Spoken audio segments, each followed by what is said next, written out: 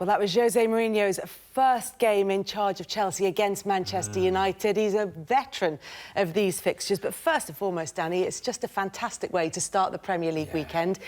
They've historically been important fixtures. Why is this one important?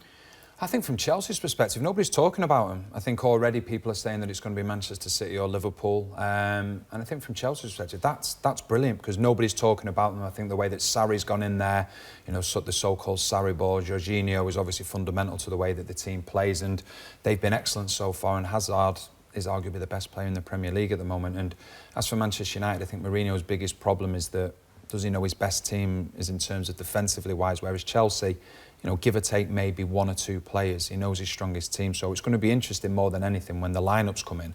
Not so much Chelsea's, but Manchester United's. And it's a real contrast in styles as well, isn't it, Mark? It is. I mean, obviously you've got Chelsea who are very, you know, I suppose they're trained, they understand how they want to play. You know, Sarri's very much about the triangles, small, short passes, allowing players to express themselves in the last third. Whereas with Manchester United, it's based on the fact that he wants every player to do their defensive duties. And at times that's difficult for the likes of someone like Sanchez and Pogba and so on. And I suppose they would feel that probably takes a little bit out of them going forward. Danny, you've talked before about how the defensive side of coaching is probably the easier side of coaching. So for Sarri to have effected the change this way round for Chelsea and for the players to have adapted to it as quickly as they have, how impressive has that been for you after a World Cup summer as well? Yeah, it's been absolutely brilliant just because of the simple fact of that when you watch Chelsea, it's not necessarily all about the man on the ball. It's about players the way that they're unselfish, the way that they move off the ball, creating space for Jorginho.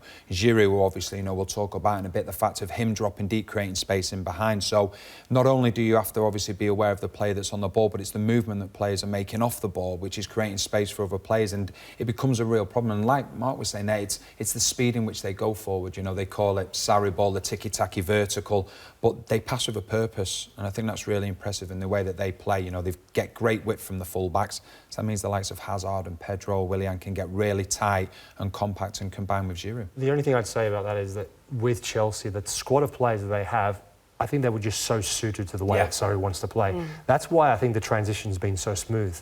You know, you talk about, you look at Willian, you look at Hazard, Pedro, Fabregas, these guys, Jorginho obviously knows the way he wants to play. That's been a key element. Even so, their passing accuracy is much better. I mean, that's something that should have been the same. But they were always capable of doing it. I just think that last season, the way that they wanted to play, or the way that Antonio Conte wanted them to play, it was completely against the style of players that they have at the club.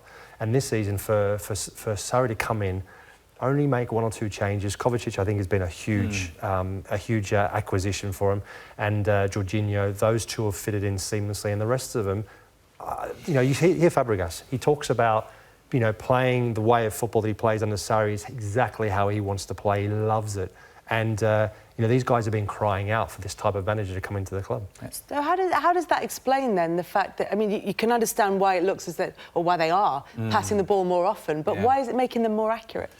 I think it's a simple fact. What they're doing, and this all comes about with the players that don't have the ball. So what they're doing, they're actually creating extra time and space for the man in possession. So if the man in possession has an extra 2 or 3 seconds on the ball, he's got that more time and that more opportunity to make the right pass. So we talk about players like Kovacic, and you talk about Kante and Barkley.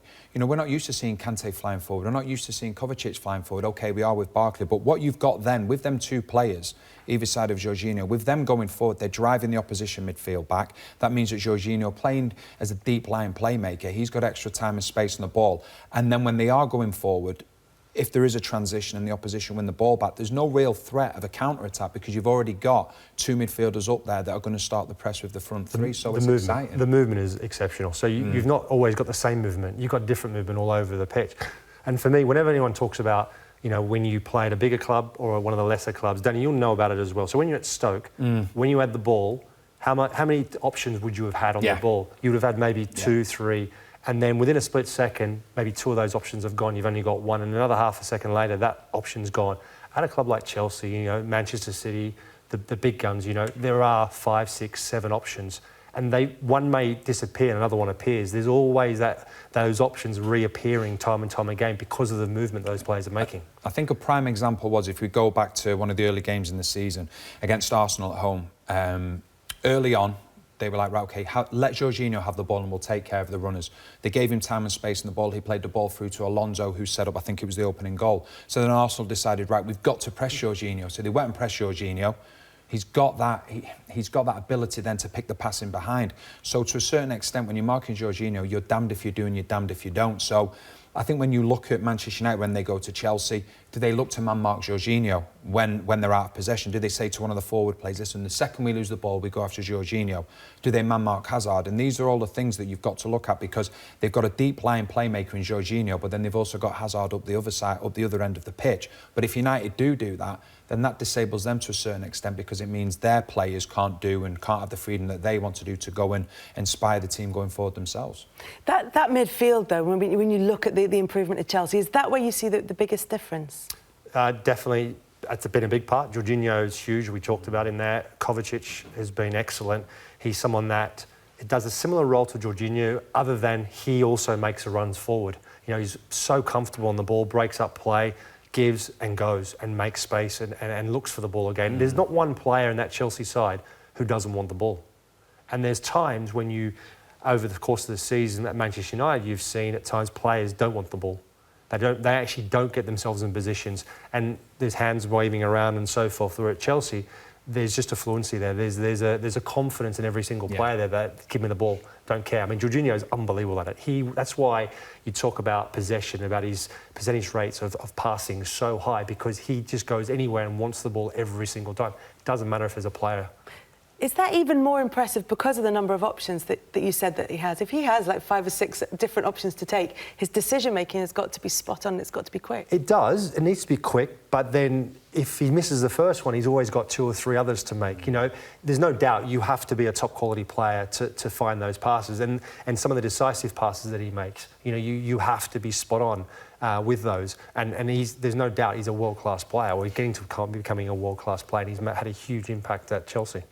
And I think when we talk about Jorginho, we talk about an on-pitch manager as well, because let's not forget he played with Sarri at Napoli.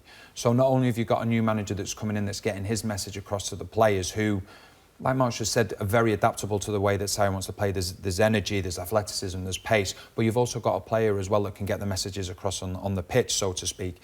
And one thing that they've got, in my opinion, that United probably don't have, they've got that balance right between defending and attacking. I think at times Manchester United, because Mourinho doesn't have a solid centre-back partnership that he probably trusts, I think the forward-thinking players, a certain amount of them probably have to play 10 or 15 yards deeper than what they want to, because they're having to have an extra defensive responsibility. Whereas with Chelsea, what you see is what you get. More often than not, we can name the back four, we can name Jorginho, who's going to be in front of them, and ably assisted then defensively when needs be from Kante and the likes of Kovacic as well. Work rate's key. Work rate is incredible that Chelsea is showing. Players getting back, losing possession, or if play breaks down, the players that have made those moves forward. And let's not forget, they've got a player in N'Golo Kante. So he's got an engine in him where he's more than capable of just getting up and back, up and back, up and back all day long. It doesn't matter whether he sees the ball or not.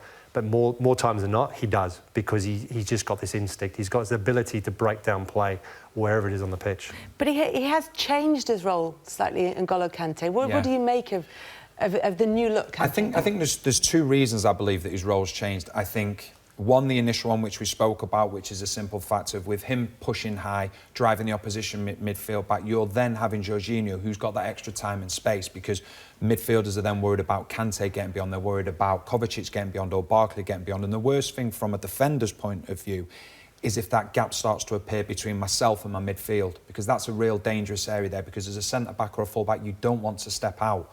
So what happens is that then creates space for Jorginho, because you drive the midfield back. But not just that.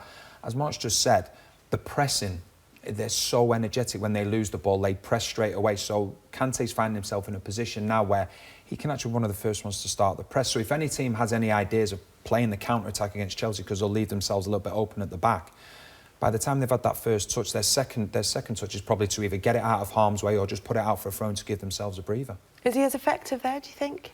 I think it's still taking him time to adapt to it. Listen, there's no doubt that he is a top-class player, and even playing in the position he's playing in, he's still playing really well. I don't think he's playing as well as he probably did last season or the season before in a slightly deeper role. However, because he's got that ability to get up and back all the whole 90 minutes, he's such an asset to have, because part of the danger as well is not only is the space in between your defenders and your midfield and players like Hazard finding that space, Pedro or Barkley, it's also the threat in behind. Not from Giroud necessarily, he's the guy that tries to stretch him at times, but he's also the guy that will come to the ball. And there's the threat from Willian, Pedro, in behind, Kante, those deep runs which are even more difficult to defend against.